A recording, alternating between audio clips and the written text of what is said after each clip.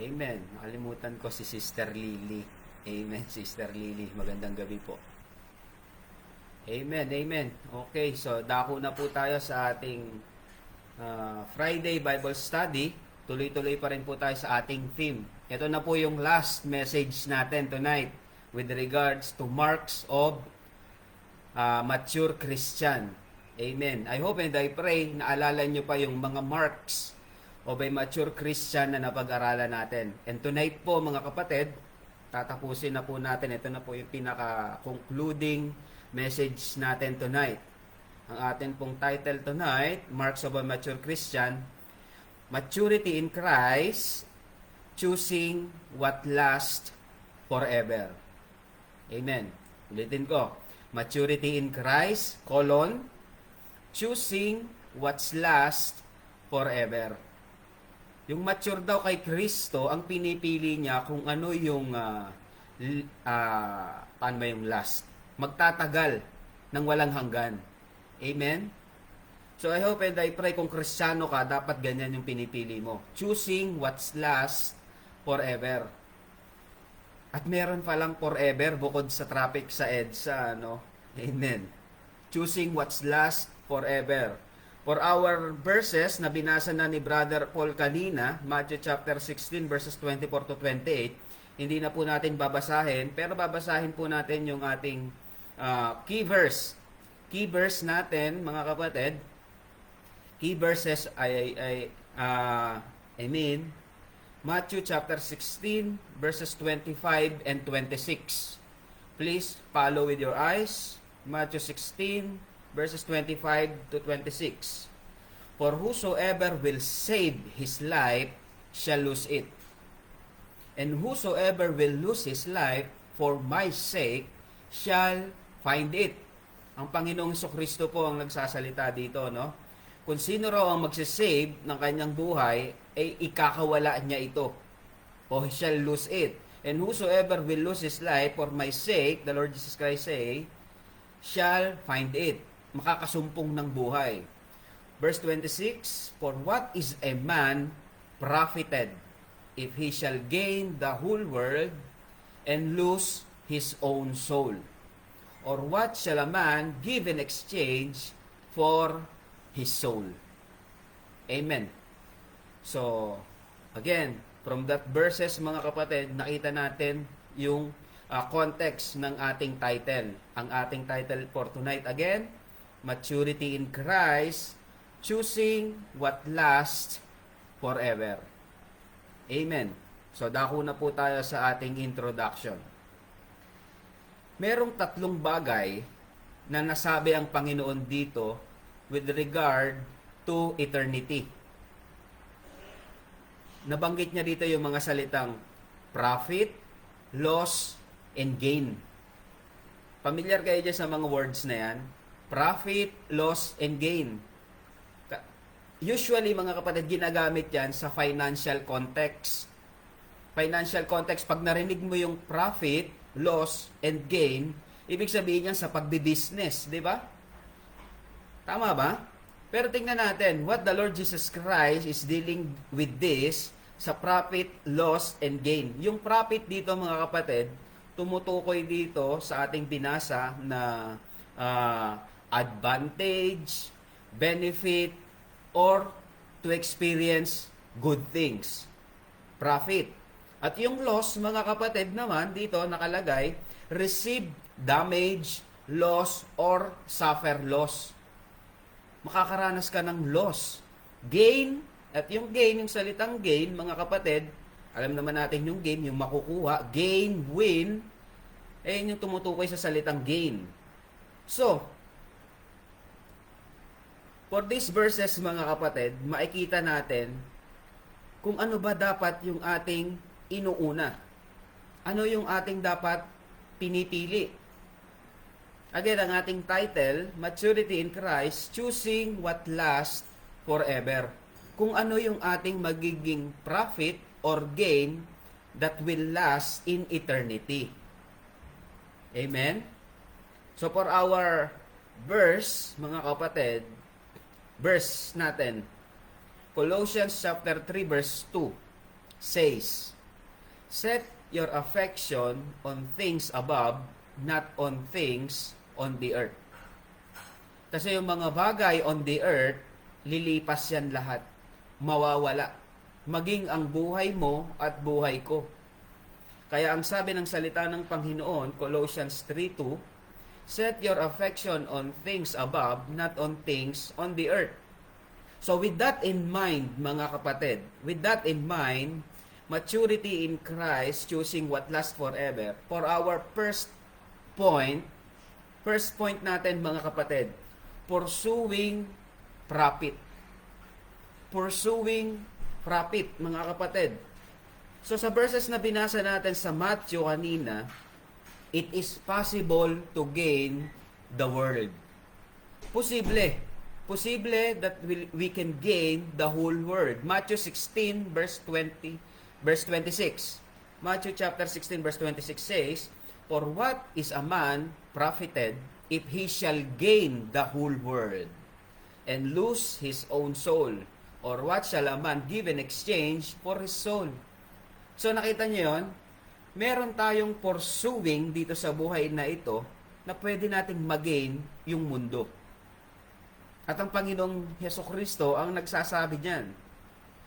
And let's go to chapter 12 ng Book of Luke.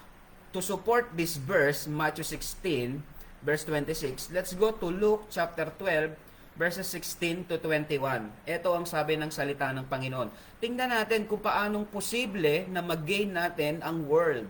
Luke 12, verse 16 to 21. Verse 16. And he spake a parable unto them, saying, the ground of a certain rich man brought forth plentifully. Verse 17. And he thought within himself, saying, what shall I do? Because I have no room where to bestow my fruits. Meron daw isang certain man, mga kapatid, na merong lupa. At yung kanyang lupa ay nag-brought forth plentifully. Kumbaga maraming ani. At ang sabi niya sa kanyang sarili, anong gagawin ko ngayon? Because I have no room where to bestow my fruits. Sobra-sobra na yung kanyang tinatangkilik. Saan ko ilalagay itong mga to? Verse 18. And he said, this will I do. Ito ang gagawin ko. I will pull down my barns and build greater. And there will I bestow all my fruits and my goods. Gigibain niya yung kanyang storage na maliit at gagawa siya ng mas malaki para doon niya ilagay yung kanyang mga tinatangkilik. Verse 19. And I will say to myself, eto, pakinggan nyo to, I will say unto my soul, sasabihin ko sa aking sarili, soul, thou hast much goods laid up for many years. Ang dami mo nang naipon sa maraming panahon, maraming taon.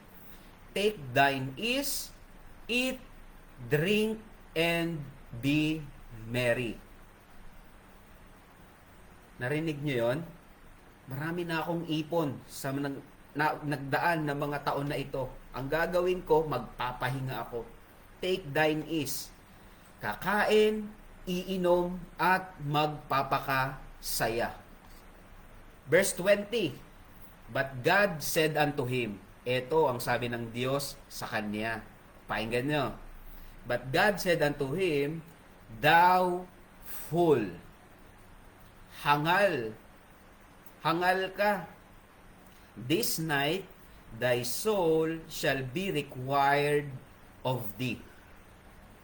Ang kaluluwa mo ay kukunin ko na.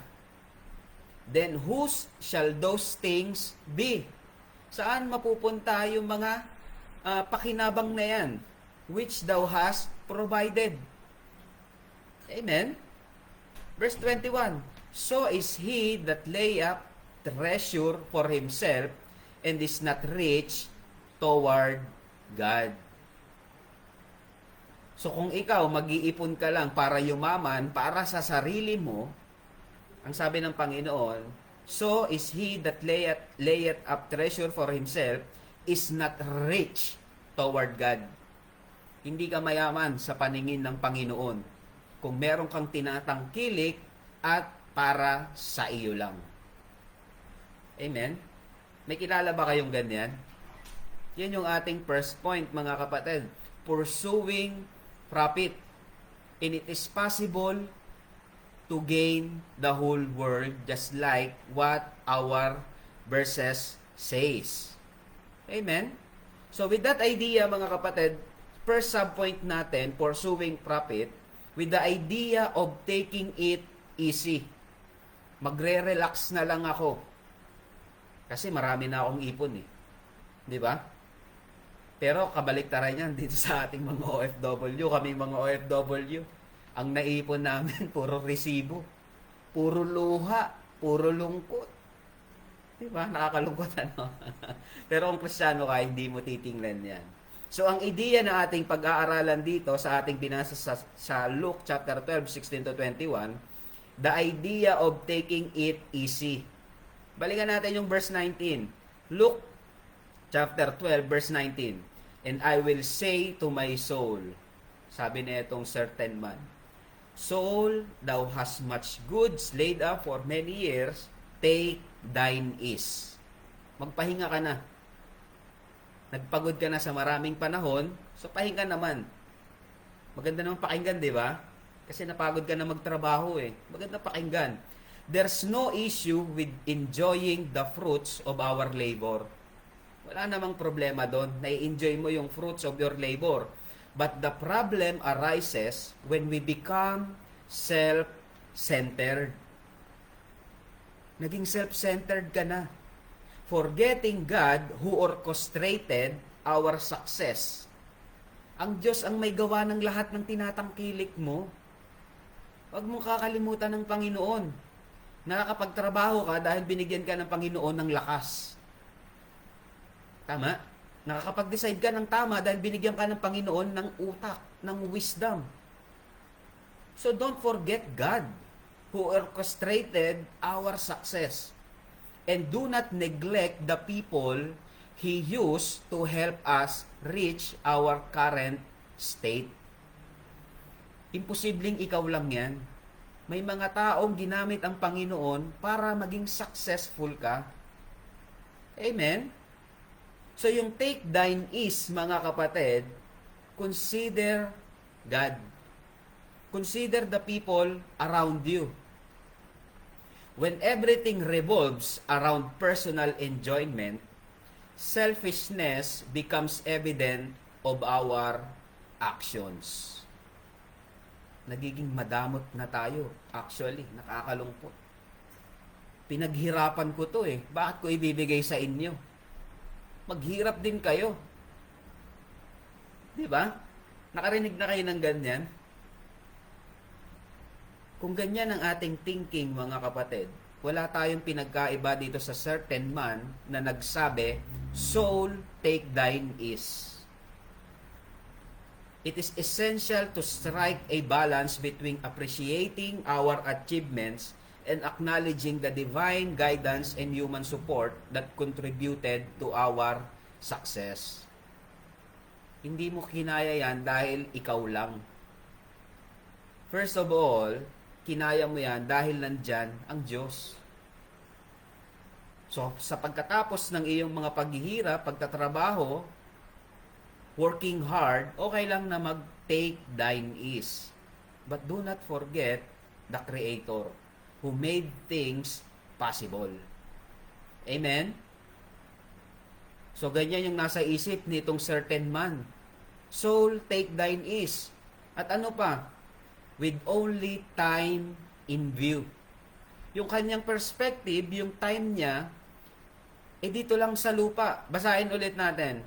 Luke chapter 12, verse 19. Verse 19 says, And I will say to my soul, Soul, thou hast much goods laid up for many years. Nakita niyo yun? Many years. Take thine ease, eat, drink, and be merry. Napakaliit ng kanyang tinitingnang timeline. Yung many years ng paghihirap niya, sapat na yon para magpakasaya siya. As human, mga kapatid, ganyan din tayo most of the time. We often get blinded by the world and become nearsighted, neglecting the brevity of our earthly lives compared to eternity. Nakakalimutan natin na may eternity. While it's not wrong to prepare for our future and that of our children, hindi naman masama yan eh.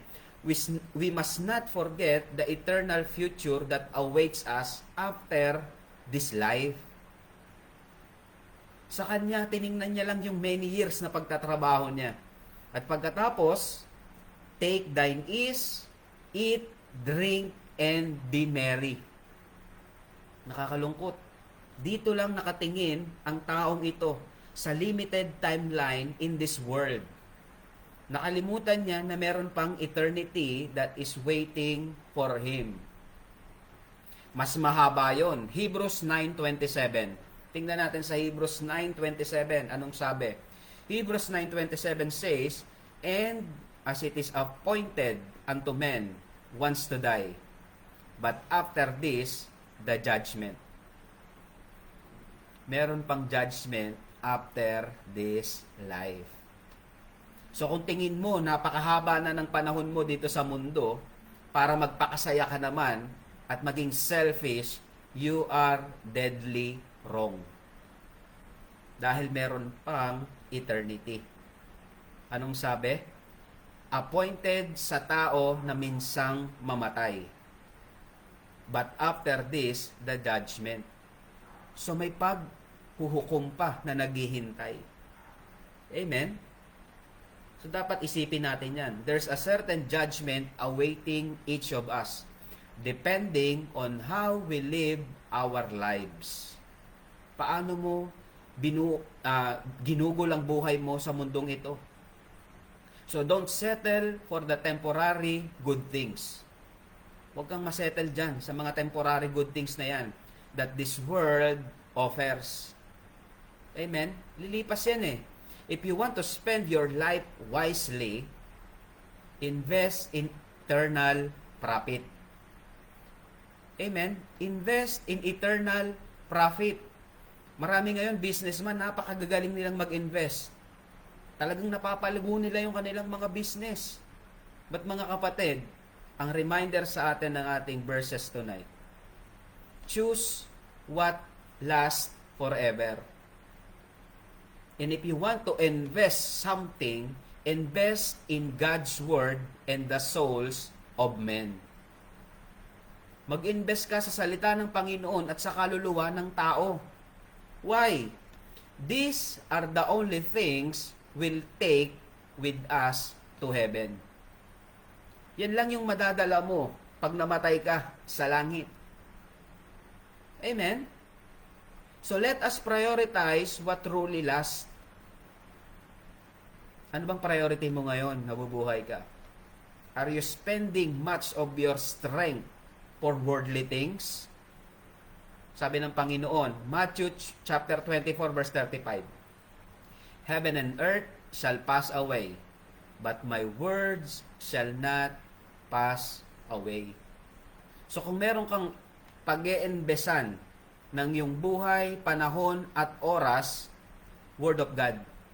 Kasi ang sabi ng Panginoon, the Lord Jesus Christ says, my words shall not pass away. Amen? So pursuing profit, mga kapatid, invest to what lasts forever. Amen? It is possible to gain the whole world, sabi ng Panginoon. Amen? Posible yun, pero meron ka pang kaluluwa. Meron ka pang kaluluwa, mga kapatid. Don't view this world as your final destination. Hindi pa. Hindi pa, mga kapatid. And under subpoint, mga kapatid, under this point, subpoint number 3, huwag ka lang magkakaroon ng pansariling kaisipan. With self in mind, treasure for himself. Yan yung nasa puso nitong taong ito. Basahin ulit natin, Luke chapter 12, verse 19. And I will say unto my soul, Soul, thou hast much goods laid up for many years, take thine ease. Eat, drink, and be merry. Puro pang sarili lang. Puro pang sarili lang. With self in mind, treasure for himself. Huwag ganon. Huwag ganon, mga kapatid. This world's most deceptive doctrine is self-love. Deceptive yan. Deceiving yan, doctrine na yan, yung self-love. While it may seem harmless, its implication runs deep. Napakalalim yan. Cultivating greed within us. Pag pinakinggan mo self-love, parang ang ganda naman pakinggan, ano, 'di ba? Mahalin mo yung sarili mo, self-love. But mga kapatid, that self-love doctrine, everything revolves around self. Gaya nung mayaman na ito. Puro pang sarili lang. Me, myself, and I. At the end of the day, sabi ng Panginoon sa kanya, thou fool, this night thy soul shall require of thee. Saan mapupunta yung mga ininvest mo na yan? Amen? So, balikan natin yung ating point. If you want to invest to something, invest it to the things that last forever. Matthew chapter 22. Matthew chapter 22, 35 to 40. Tingnan natin yung conversation ng isang lawyer at ng Panginoong Jesucristo. Matthew 22, 35 to 40. Then one of them, which was a lawyer, asked him a question. Magtatanong itong lawyer na ito, tempting him. Tingnan niyo yun, nagtatanong sa Panginoon para i-tempt ang Panginoon, subukan ng Panginoon, and saying, verse 36, Master, which is the greatest commandment in the law? Ano raw yung greatest commandment in the law? And Jesus answered, and Jesus said unto him, verse 37, Thou shalt love the Lord thy God with all thy heart, with all thy soul, and with all thy mind. This is the first and great commandment. Verse 39, And the second is like unto it, Thou shalt love thy neighbor as thyself. Nakita niyo yun? Tinuturo ng Panginoon, hindi self-love. Love God and love thy neighbor. Amen? And verse 40 says, On these two commandments hang all the law and the prophets. Life and blessings are not just about personal fulfillment. They are not about giving glory. They are about actually giving glory to God. Amen? Dapat kung meron kang tinatangkilik at meron kang iniisip, yan yung makapagbigay ng glory sa Panginoon. Our existence is not solely for our self-enjoyment. Hindi. Hindi lang para sa sarili mo na mag-enjoy ka, but to be a blessing to others. Be a blessing to others and share Jesus through our testimony. Ang dami mong tinatangkilik pero madamot ka. 'Di ba? Sa tingin mo mapaparangalan ng Panginoon diyan? Dapat yung mga tinatangkilik mo na yan, make Jesus known. Na ang uuwian, sasabihin mo, dahil ito sa Diyos. Dahil meron akong Kristo, siya yung sumama sa akin sa hirap at ginhawa. Di ba? Pursuing profit. Choose what lasts forever. Yan yung ating first point. Amen? So for our second point, paying penalties. May babayaran kang penalty. It is possible to suffer loss of one's eternal soul. Pwede mong mag-gain yung whole world sa ating first point, but it is possible to suffer the loss of your soul in eternity in hell. So do not settle for this world's glory. Hindi dyan natatapos. Kasi ang kaluluwa mo pwedeng mag-suffer ng loss. So nakikita natin yung profit, loss. Yung introduction natin kanina eh. At yun yung pinokos ng Panginoon dito sa mga verses na ito. Basahin ulit natin. Matthew chapter 16 verse 26. Matthew 16 verse 26 says, "For what is a man profited, if he shall gain the whole world and lose his own soul?" So posible, you will suffer the loss of your own soul in eternity in hell. Amen? What shall a man give in exchange for his soul? Anong pwede mong ipalit sa iyong kaluluwa? Hindi yung yaman na pwede mong makuha sa mundo. Hindi. Under this point, paying penalties, the loss of what is gained in the world is temporal. Lahat ng pwede mong makuha sa mundong ito, temporary lang. Kahit yung health na meron ka, temporary yan. Kaya hindi mo pwedeng ipagmayabang sa tao o sa harapan ng Diyos na malakas ako, kaya ko ang sarili ko. Mali yun. Dahil only God can sustain you. So kung ano mang meron kang tinatangkilik dito sa mundong ito, temporary yan. Everything will pass away, whether we like it or not. Whether we like it or not. While people may get upset and lose motivation when things are taken away, Christian understand that worldly losses are temporary. So kapag tayo mga Kristiyano nawalan, hindi tayo ganun kaapektado. Tama ba? Yung iba kasi pag nawala ng business, nalugi sa business, grabe yung epekto sa kanila.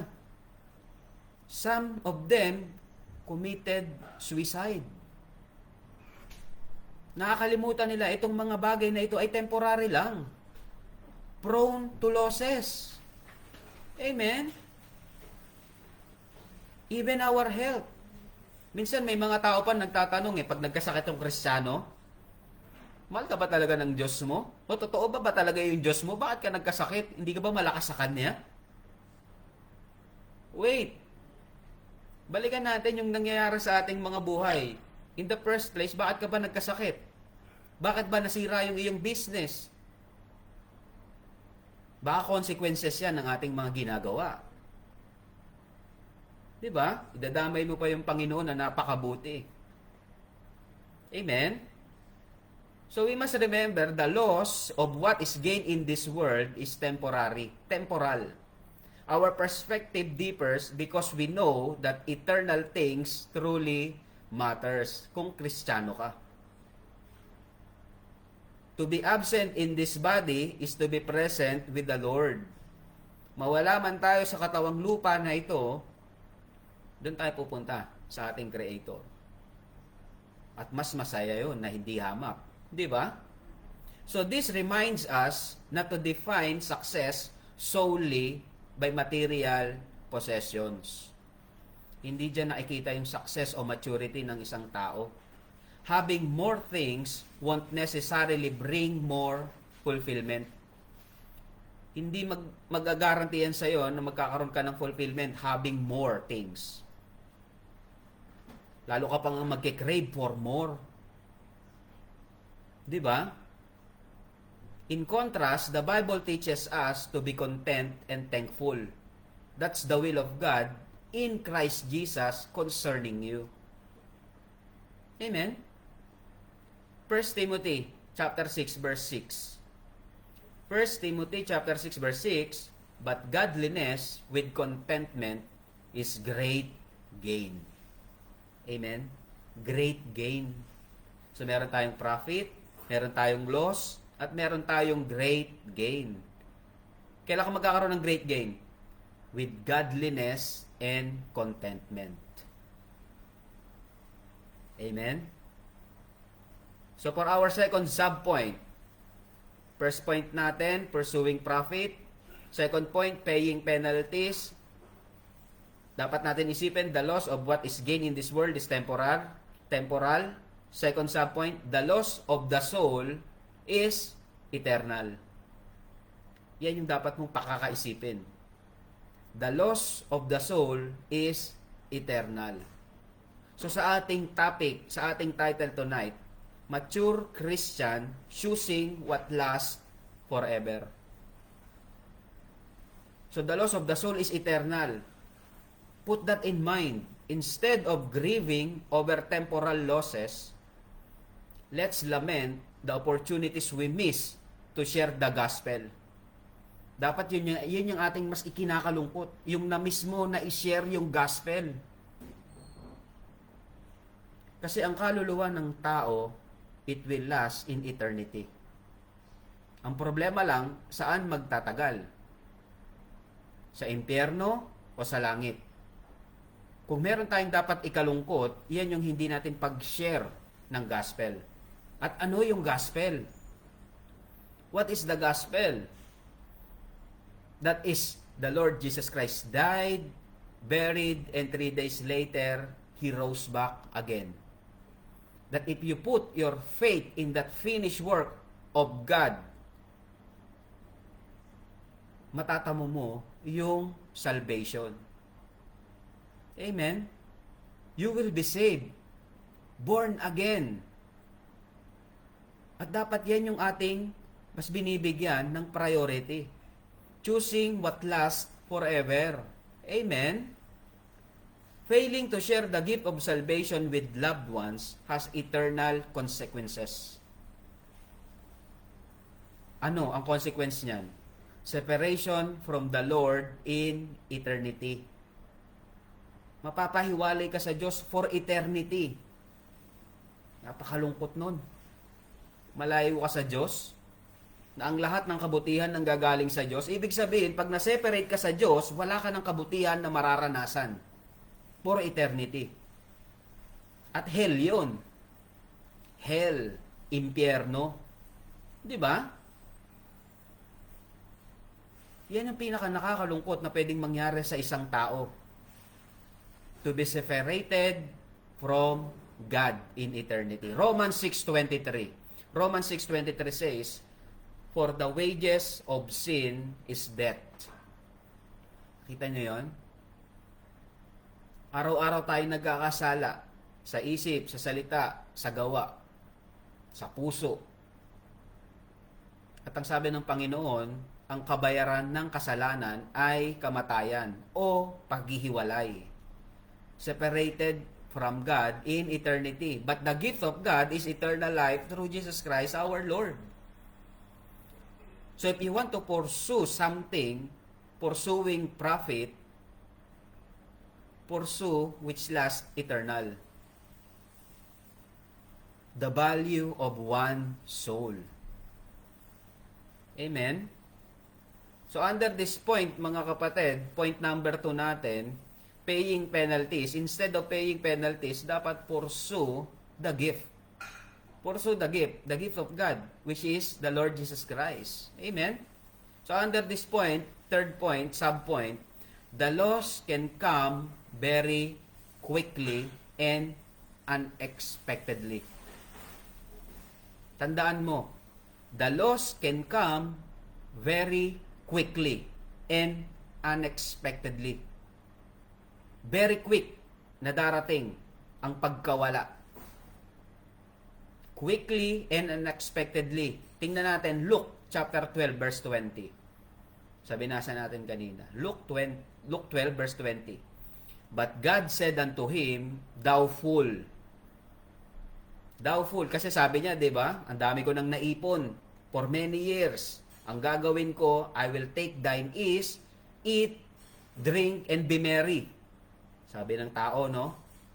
Wala na akong gagawin, magpapahinga na lang ako, kakain, iinom at magpapakasaya. Pero ang sagot ng Panginoon sa kanya, Luke 12:20, But God said unto him, Thou fool, hangal ka, this night, ngayong gabi, thy soul shall be required of thee. So very quick and unexpected. The loss can come very quick and unexpected, mga kapatid. Yan yung buhay mo at buhay ko. Ngayon, ang lakas mo. Hindi mo alam, baka bukas wala ka na. So, choose what lasts forever.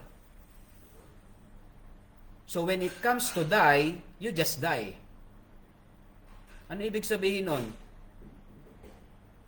Dapat ganyan tayo. When I die, when time to die, I just die. Kasi nagawa mo na lahat na pinapagawa sa'yo ng Panginoon. Wala kang regret na maiiwan. Naku, hindi ko na-share yung gospel sa aking mga mahal sa buhay. Dapat yan yung ating most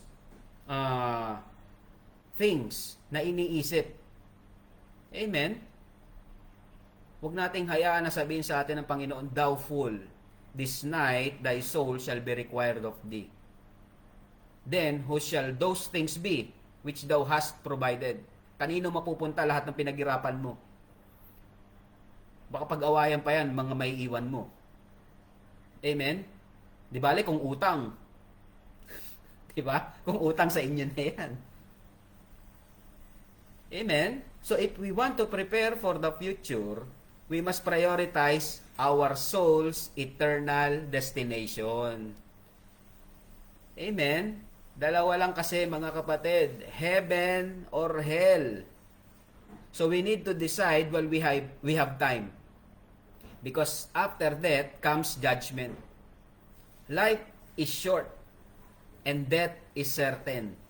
Tandaan natin yan. Let's choose wisely. And the time to choose is now. Amen? Choose Jesus. Choose life. Choose everlasting life. Kaya kung naririnig mo o napapakinggan mo itong Bible study na ito tonight, hindi aksidente na naandyan ka, na nakikinig. Kailangan mong matanggap ang libreng kaligtasan na inaalok ng Panginoong Jesucristo. He gave Himself. Amen? 1 John. 1 John chapter 5 verses 11 and 12. 1 John chapter 5 verses 11 and 12. And this is the record that God has given to us eternal life. And this life is in His Son. Sabi ng Panginoon, na i-record na at ibinigay ito sa inyo para magkaroon kayo ng buhay na walang hanggan. At ang buhay na yan ay nasa Kanyang anak. Verse 12, He that hath the Son hath life. Siya na sa Kanya ang anak ay may buhay. And he that hath not the Son of God hath not life. Kung wala kang Diyos, si Kristo sa puso mo, wala kang buhay. Sa impyerno tayo pupulutin in eternity. Amen? At nakakalungkot yun. So choose what lasts forever. Amen? Point number 2, paying penalties. Tandaan mo, for the wages of sin is death. And only God is able to pay that penalty for you through His Son.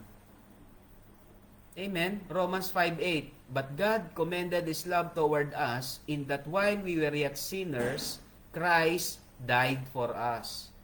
If you will put your faith in that work of God through Jesus Christ, you have eternal life.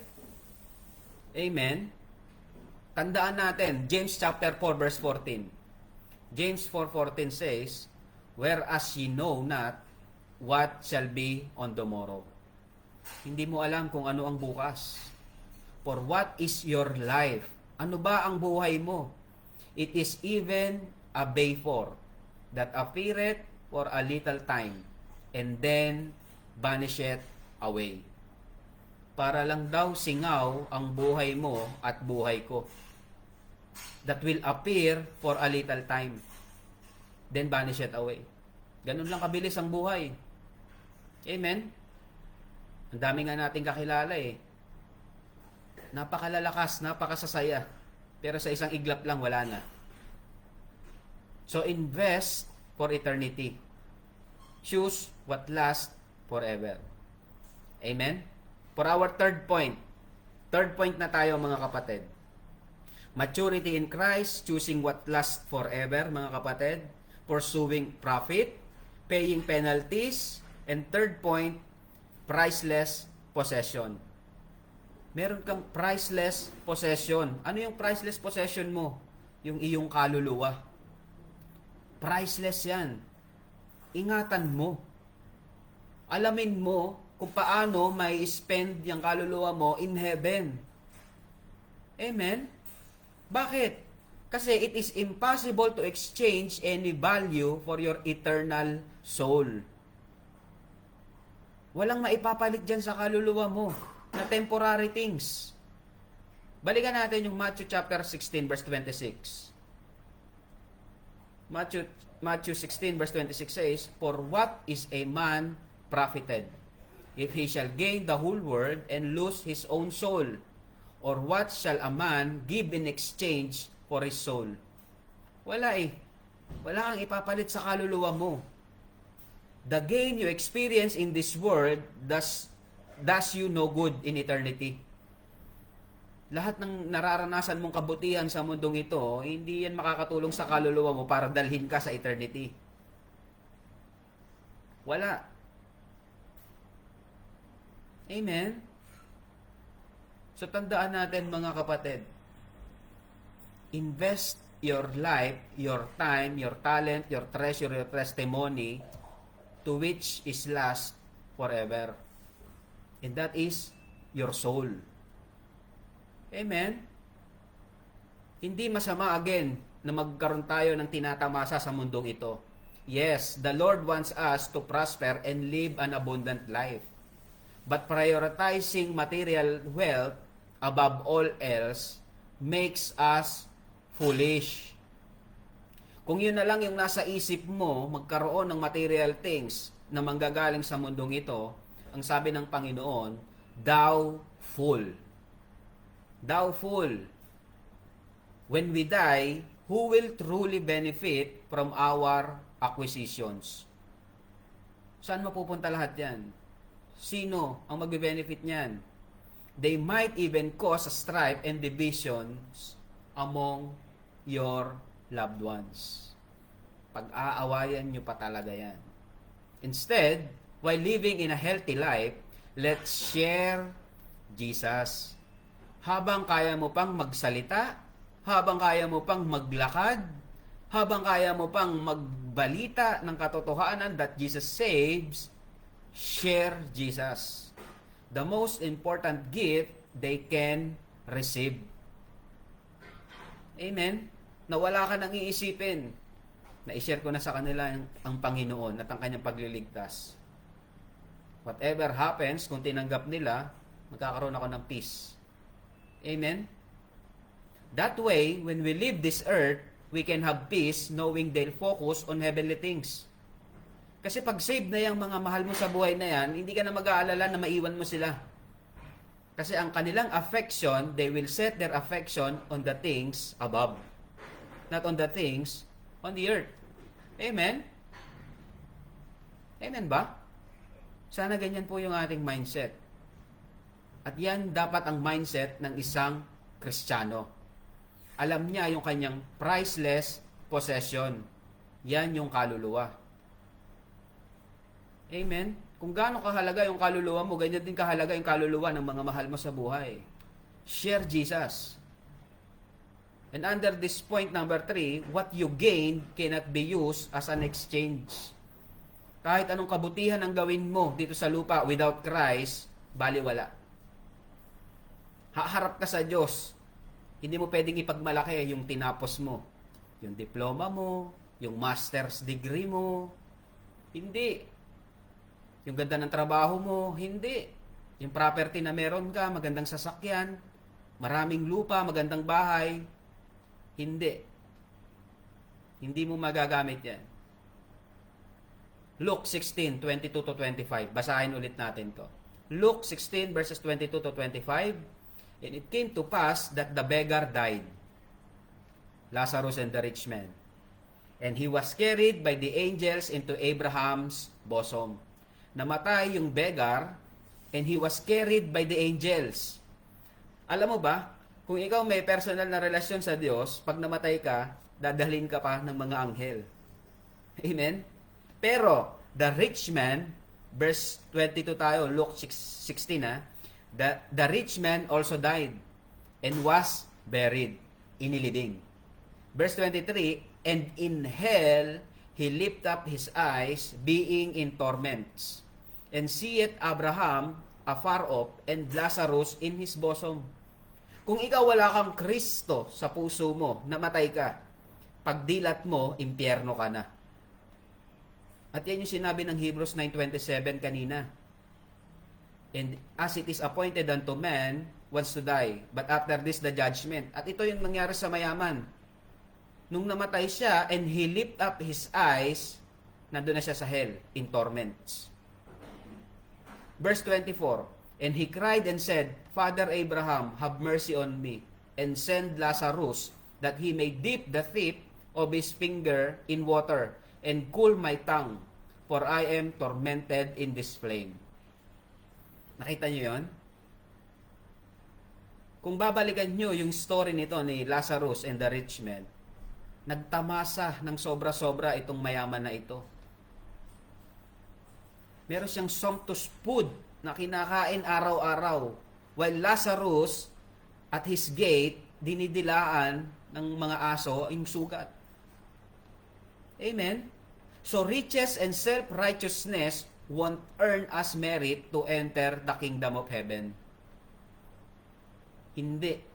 Kahit anong yaman mo pa, kahit na si Elon Musk ka pa, si Bill Gates ka pa, yung yaman mo, hindi ganyan dadalhin sa langit. Kay Kristo lang. Amen? This underscores the importance of our lesson tonight. Maturity in Christ, choosing what lasts forever. Let's heed the reminder to choose God and Jesus, taking seriously the eternal consequences of sin, which separates us from the love of God. Amen? He hath the Son hath life, and he hath not the Son hath no life. So choose Jesus. Choose the Son rather the sin. Amen? So for our last subpoint, God requires the soul, nothing less. Kaluluwa mo lang ang after ang Diyos, hindi sa kung anong meron ka.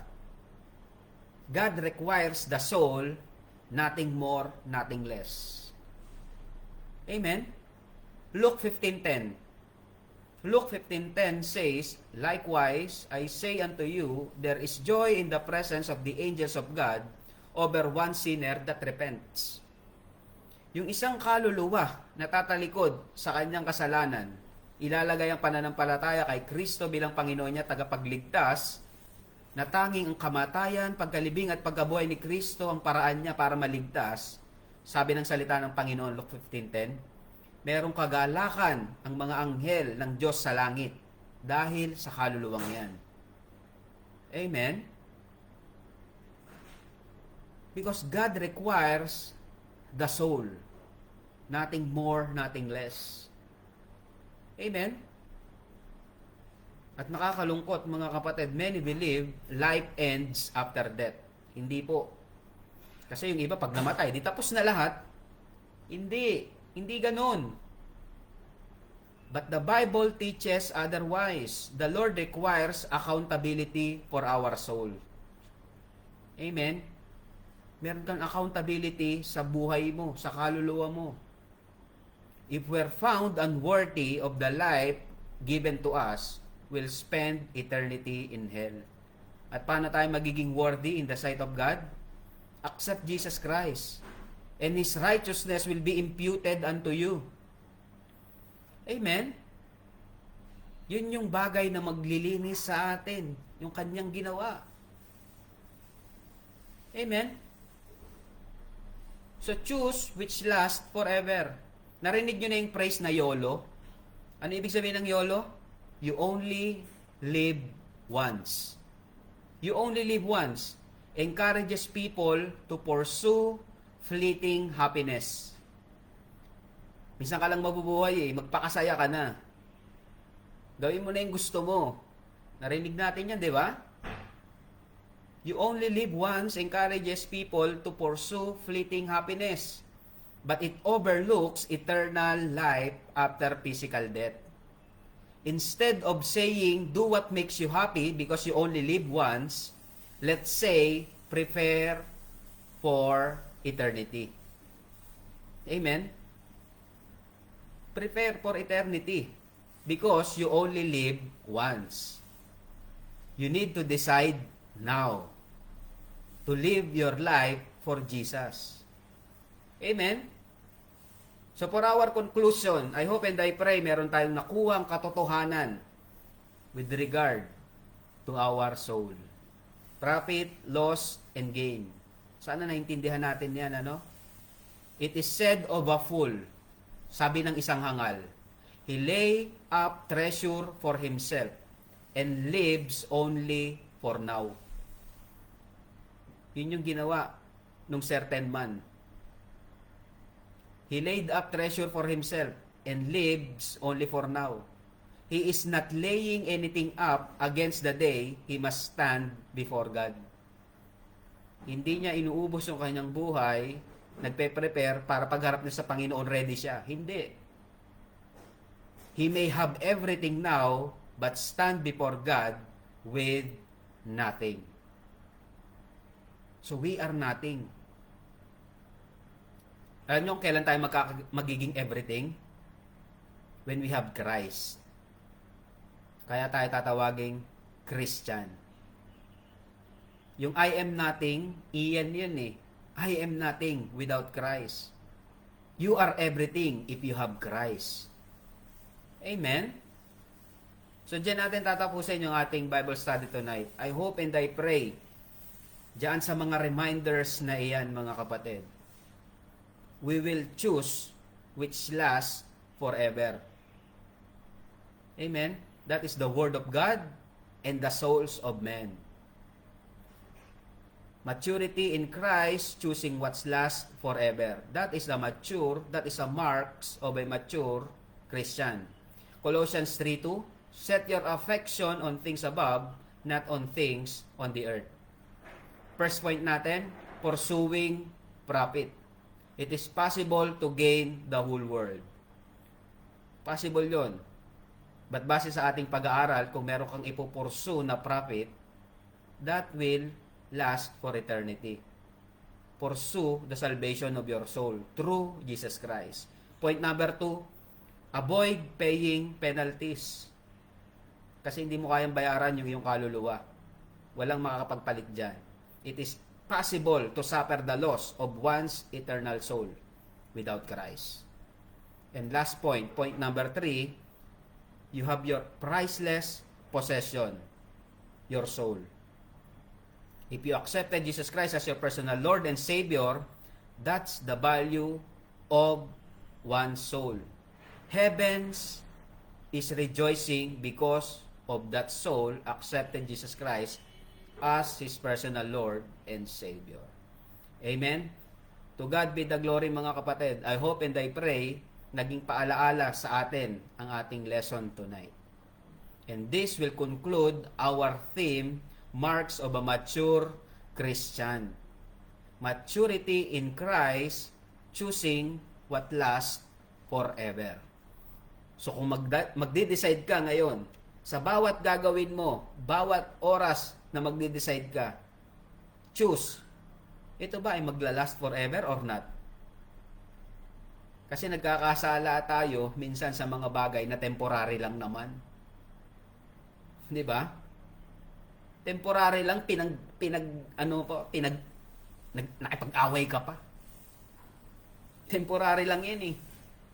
'Di ba? Huwag mong ubusin yung panahon mo sa mga bagay na maglalaho lang dito sa mundo. Pera, walang kwenta yung pera. 'Di ba? Mas importante yung iyong kaluluwa. So to conclude this Bible study with this verse, reminder, Colossians chapter 3 verse 2. Set your affection on things above, not on things on the earth. Mature Christian chooses what lasts forever. Amen? So God bless you, mga kapatid. And to God be the glory.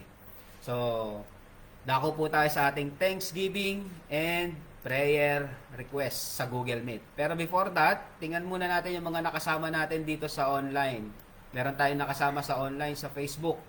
Tingnan natin ha. Nandito si Nanay Fe. Amen, Nanay Fe. Maraming salamat sa pagsama mo. Si Sister Lily nandito rin. Amen. Maraming salamat Sister Lily. Nasa Google Meet na siya, nasa Facebook pa siya. Wala siyang mapapaligtas na mensahe, no? Si Kuya Freddy Mendoza. Amen. Sa GMA Cavite ito. Maraming salamat Kuya Freddy for joining us tonight. Si Ate MJ, amen. God bless you ate. Maraming salamat sa pagsama sa amin. Amen. Amen and amen. Si Nanay Ophel, nandyan din. Nanay Ophel, maraming salamat po. And Sister Grace, amen. Si Sister Grace Lee, maraming salamat. And ang ating kapatid, si Preacher Brian, si Brother Brian, maraming salamat bro. Thank you for praying with us. Po nga pala, no? Muli, nagpapasalamat kami sa pananalangin, sa kagalingan ng aking nanay. Amen. Maraming salamat. Truly God answers prayer. Sinagot niya yung ating panalangin na pagalingin si mamang at nakalabas na siya ng hospital. Amen. At maraming salamat din po sa lahat ng nag-greet sa aking may bahay sa kanyang kaarawan. Amen. Hindi na namin maisa-isa yung inyong mga pagbati, greetings and blessings. Maraming salamat po. So tonight, tapusin po natin ang ating Bible study with the word of prayer. Let's pray. Ama naming makapangyarihan sa lahat at banal, maraming salamat po sa biyaya na itinuro mo sa amin ngayong gabi through your words. Help us to be reminded, being mature is choosing what lasts forever. Kung meron kaming pag-iinbesan ng aming time, talent, treasure, and testimony, yan ay para sa kaluluwa. Sa aming kaluluwa at sa kaluluwa ng aming kapwa na maaring mapunta sa impyerno kung walang Kristo sa kanilang puso. Help us to be reminded by this truth na wag naming sayangin ang aming short life in this world, kundi gamitin namin in proclaiming the gospel that Jesus saves. His death, His burial, and resurrection is the only way for us to be saved. Help us to be bold in saying and proclaiming and preaching this gospel of truth that saves. Panginoon, nawa nakapagatid ng kapurihan sa pangalan mo ang pag-aaral ng aming salita, ng iyong salita ngayong gabi. Dahil ang lahat ng ito ay samo ko sa matamis na pangalan ng aking Panginoong Yesus. Amen, amen, and amen. God bless you mga kapatid. Kita-kita ulit tayo next week. Have a good night rest and to God be the glory. End po natin yung ating Facebook Live at dadako po tayo sa ating Thanksgiving and prayer time sa ating Google Meet. God bless you po. Kita-kita po ulit tayo next Friday. Amen, amen, and amen.